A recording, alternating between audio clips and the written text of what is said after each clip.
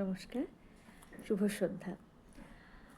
আজ আমি বলবো আমাদের যে বিভিন্ন রকমের যে ইমোশনগুলো যেগুলো হয়, ধরুন আনন্দ, দুঃখ বা রাগ, বিশেষ করে ক্রোধ, যেটা আমাদের জীবনে অনেক সময় অনেক দুঃখের আবহ ডেকে আনে এবং একেবারেই অনভিপ্রেত। মানে আমরা চাই না যে আমরা রেগে যাই, কারণ রাগলে কি হয়, অনেকগুলো খারাপ জিনিস আমাদের শারীরিকভাবেও যেমন অনেক এফেক্ট হয়, যেমন আমাদের হার্টের ওপর একটা এফেক্ট হয় এবং দেখা গেছে যারা বেশি রাগ করেন তাদের হার্ট অ্যাটাক হওয়ার চান্স বেশি এবং অন্যান্য হাইপারটেনশন অনেক কিছু হতে পারে। সবথেকে বড় কথা, মনটাতেই এত খারাপ লাগা হয় পরে, যে তার যে একটা যেন খারাপ লাগা, যেটাকে আমরা গিল্ট বলি, যেন একটা পাব্য, যেটা ভুল কাজ করলাম, এটা করা ঠিক হলো না, সেইটাতে এত ভুগি যে সেটা সাময়িক রাগের কারণে যে খারাপটা হলো, তার যে ইম্প্যাক্টটা, তার যে সুদূরপ্রসারী প্রভাবটা, সেটা অনেক বেশি বড়।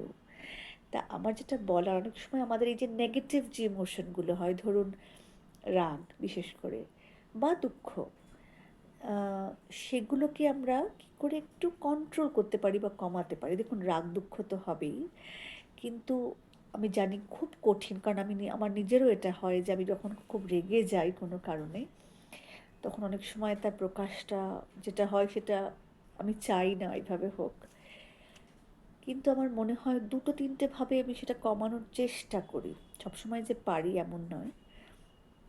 একটা হচ্ছে ওই জায়গা থেকে সরে যাওয়া, যে জায়গাটা, সেখান থেকে একটু নিজেকে সাময়িকভাবে একটু হলেও যদি দূরে সরে যাওয়া যায়, মুখটা ঘুরিয়ে নেওয়া যায় অন্যদিকে, তাহলে হয়তো কোথাও একটা গিয়ে একটু হলেও সেই যে প্রচণ্ড, মানে ফেস টু ফেস হলে যে সাংঘাতিক একটা প্রকাশ হয়, সেটা বোধহয় হবে না। আর আমরা কী করতে পারি, অবশ্যই আমরা ডিপ ব্রেথ নিতে পারি, লম্বা লম্বা শ্বাস। এগুলো করা সেই মুহূর্তে হয়তো সবসময় পসিবল হয়ে ওঠে না, সম্ভব হয় না, আমরা চেষ্টা করতে পারি। যেটা আমার জন্য খুব কাজ করে, আমি দেখেছি, সেটা হচ্ছে প্রকাশ। কিভাবে প্রকাশ?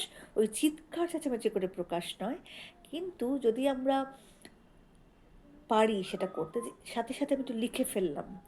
আমাদের সে, আমি জার্নালিংয়ের কথা বলেছিলাম, যে সাথে সাথে সম্ভবভাবে স্ক্রিবল করে কোনো ডায়েরিতে বা একটা পাতায়, যে এই কারণে আমার রাগ হচ্ছে, আমার এটা করতে ইচ্ছে করছে কিন্তু আমি এটা করব না।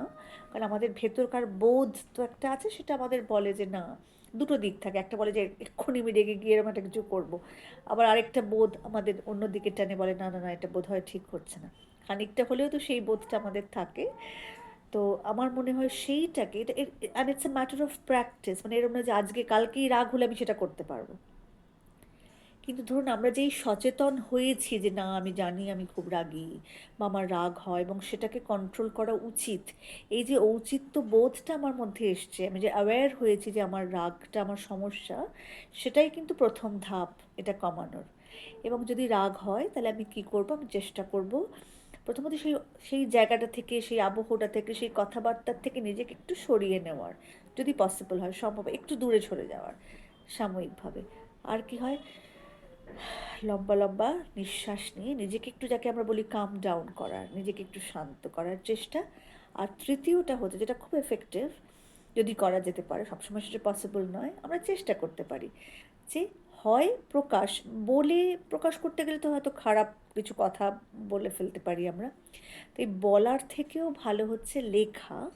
যদি আমরা একটু লিখে নিতে পারি কোথাও যে আমার এই কারণে রাগ হচ্ছে, কিন্তু আমার এটা ইচ্ছে করছে করতে, কিন্তু আমি এটা করবো না, কারণ আমি এরকম চাই না, এইটা যদি চেষ্টা করতে পারি। বা শুধু লিখলাম যে কেন রাগ হচ্ছে, তাহলেও কিন্তু অনেকটা, যেহেতু তার প্রকাশ হয়ে গেল খানিকটা, যেন মনে হয় অনেকটা জিনিস যেন কমে যায়, তার ইম্প্যাক্টটা কিন্তু কমে যাবে, সেই ভয়ঙ্কর একটা এফেক্ট কিন্তু হবে না। কারণ দেখুন, যে কোনো নেগেটিভ ইমোশনটা তার নেগেটিভ ইম্প্যাক্ট আছে, তাই আমাদের চেষ্টা করা উচিত সবসময় সেটাকে যতটা কম করার, সেটাই অভ্যেস করার।